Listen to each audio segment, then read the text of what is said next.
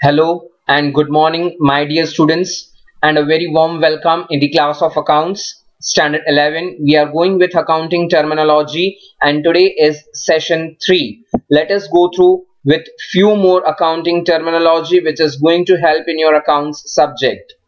Liability: amount payable by the business for credit purchase of goods or asset, or amount payable for borrowed money is known as liability. This amount is payable in the future.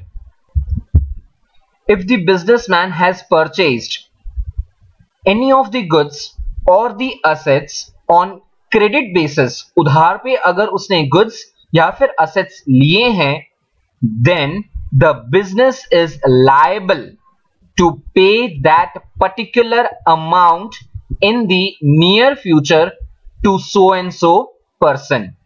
जितने कई भी उसने goods या तो फिर assets लिए हैं उधार पे, तो business को सामने वाली पार्टी को फ्यूचर में पैसा देना होगा. या फिर एक और कंडीशन इसमें बताई है, the amount payable for borrowed money is also termed as liability. अगर हमने किसी से उधार पे पैसे लिए हैं तो बट नेचुरल है कि बिजनेस को वो उधार अपना चुकाना पड़ेगा, तो फ्यूचर में जाके हम वो पैसा लौटाएंगे सामने वाली पार्टी को, तो भी हम उसे अभी लायबिलिटी मानेंगे, हम उसे कर्जा मानेंगे हमारा. सो whatsoever if there is any of the credit purchase of goods or say for asset, or the amount which we have borrowed and the business is liable to pay in the near future, in the upcoming future, then this will be termed as liability, or in Hindi we will say that it is karza for the business. Now the liability can be categorized like this way. Here is the chart showing on the basis of relation, that is internal liability and external liability, how it is segregated. Internal liability में भी दो बातें आपको बताई गई हैं, current and non current. Even external में current and non current, हर एक के डिटेल डेफिनेशन हम आगे पढ़ रहे हैं. Internal liability: business and owner are treated as separate entity. Please focus on this point. In accounts, business and owner, जिसका business है वो मालिक और बिजनेस खुद, दोनों ही अलग अलग माने जाते हैं. से फॉर एग्जाम्पल मिस्टर एक्स का अगर कोई एबीसी फर्म है तो मिस्टर एक्स अलग माना जाएगा और एबीसी जो फर्म है वो भी अलग से ट्रीट किया जाएगा. दोनों ही सेपरेट एंटिटीज होती हैं. When owner of business is providing capital to the business, it becomes internal liability. जब बिजनेस का मालिक कैपिटल प्रोवाइड कर रहा है, कैपिटल कैसे प्रोवाइड कर सकता है? वो कैश में भी प्रोवाइड कर सकता है, असेट्स देकर भी वो कैपिटल प्रोवाइड कर सकता है. तो जब बिजनेस का ओनर कैपिटल प्रोवाइड करता है बिजनेस को, तो उसे हम इंटरनल लायबिलिटी कहते हैं. The amount payable by the business to owner is internal liability. ये कर्जा किसने किया, ओनर ने कि बिजनेस ने? द आंसर इज बिजनेस ने. बिजनेस ने मांगा किससे? From the owner of the business.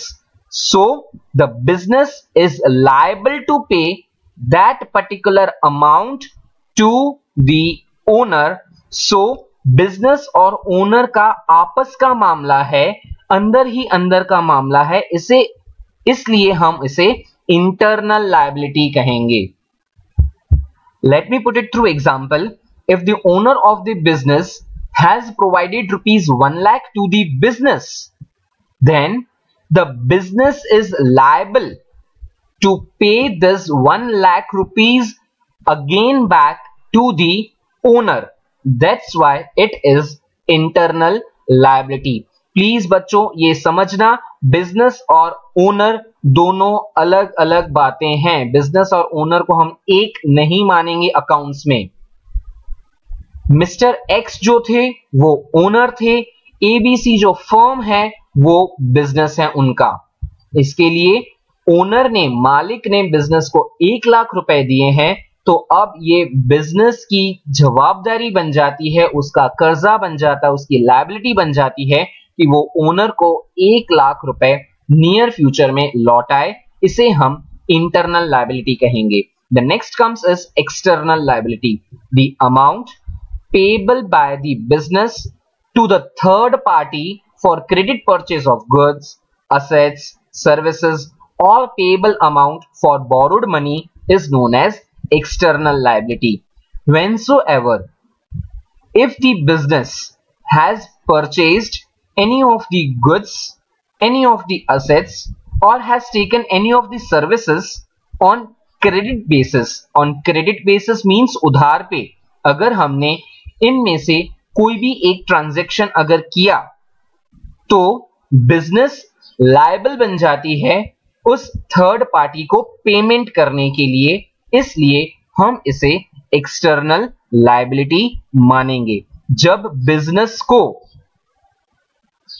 Third party को पैसा पे करने की बात आती है तब हम इसे एक्सटर्नल लायबिलिटी कहेंगे. मिस्टर एक्स जो थे वो मालिक थे, एबीसी फर्म जो है वो उनकी फर्म थी, उनका बिजनेस था. पर यहां पे अगर हमने मिस्टर वाई से कोई गुड्स या फिर कोई असेट्स खरीदे हैं उधार पे, तो ये कर्जा बिजनेस ने किया है. इसलिए बिजनेस मींस एबीसी फर्म जो है वो मिस्टर वाई को नियर फ्यूचर में पैसा देगी. इसलिए हम इसे एक्सटर्नल कहेंगे. इंटरनल कहां तक था? ABC firm and mister x के बीच में जो था रिलेशन, दैट वाज इंटरनल. और यहां पे मिस्टर वाई भी आ गए हैं, इसलिए वाई थर्ड पार्टी माने जाएंगे. So that's why this will be treated as a external liability. Now through this picture hope so कि वो ज्यादा आपको क्लैरिफिकेशन मिल जाए. Business liability on the basis of relation. यहां पर आपको बताया गया है internal liability, that is liability towards owner, and next one is external liability, liability towards third party. In short अगर मैं आपको समझाऊं तो इंटरनल लायबिलिटी में लायबिलिटी जो कर्जा है वो बिजनेस किसको पे करेगी? इन फ्यूचर ओनर को पे करेगी. और यहां पे एक्सटर्नल लायबिलिटी में बिजनेस जो है वो थर्ड पार्टीज को पेमेंट करेगी, क्योंकि थर्ड पार्टी से बिजनेस ने या तो उधार पे गुड्स, असेट्स या फिर उसकी सर्विसेज ली हैं. Now if we move on the further classification of liability, that is which is based on time, then the first comes is current liability. The liability which is to be paid within 1 year by the business is known as current liability. Students, the name itself suggests that is current, recent जिसको अपन बोल सकते हैं. जो भी payment business को 1 साल के दरमियान कर देनी है उसे हम करंट लायबिलिटी मानेंगे. Which is to be paid, जिसको हमें 1 साल के अंदर, एक करंट फाइनेंशियल ईयर के अंदर जिनका पेमेंट अपन को कर देना है बिजनेस के थ्रू, उसे हम करंट लायबिलिटी मानेंगे. For example, goods purchased on credit outstanding. Here I have used the short form O/S will stand for outstanding payment on rent etc.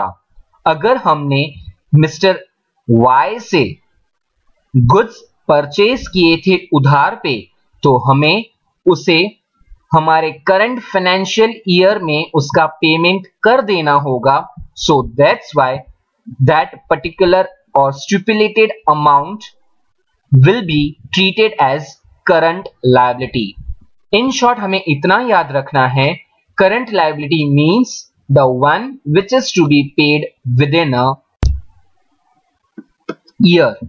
Now the next one is non-current liability, which is to be paid during the period of more than 1 year by the business is known as non-current liability. The one which is not current is non-current. Current में क्या था? Liability ऐसी वाली जिनका payment हमें 1 साल के अंदर करना है. तो नॉन करंट क्या होगा? जिनका पेमेंट हमें 1 साल से ज्यादा में करना है उसे हम नॉन करंट लायबिलिटी मानेंगे. The one which is to be paid for more than 1 year, जिनका पेमेंट हम 1 साल से ज्यादा के टाइम ड्यूरेशन के बाद भी कर सकते हैं, उसे हम नॉन करंट लायबिलिटी मानेंगे. से for example bank loan, debentures etcetera. Bank में से अगर हमने लोन ली है तो हमें विद इन अ ईयर हमें उसका पेमेंट नहीं करना होता है. मोर देन 1 ईयर के टाइम ड्यूरेशन के गैप में हम उसका पेमेंट कर सकते हैं. That's why it is considered as non-current liability. Through this again chart, it will be very clear what is current liability and non-current. The current liability can also be termed as short-term liability, the liability payable within the period of less than 1 year. Next one is non-current liability. The another term for non-current is long-term liability, the liability payable during the period of more than 1 year. That's all for today, and your today's task is go through with these terms very nicely again. Read your textbook thoroughly. Write in your accounts notebook all these terminology along with examples. Also, you are supposed to learn these terms. In our next meeting, I will explain you few more terminology of accounts. Till then, study well students. All the very best. Keep your work updated. Thank you.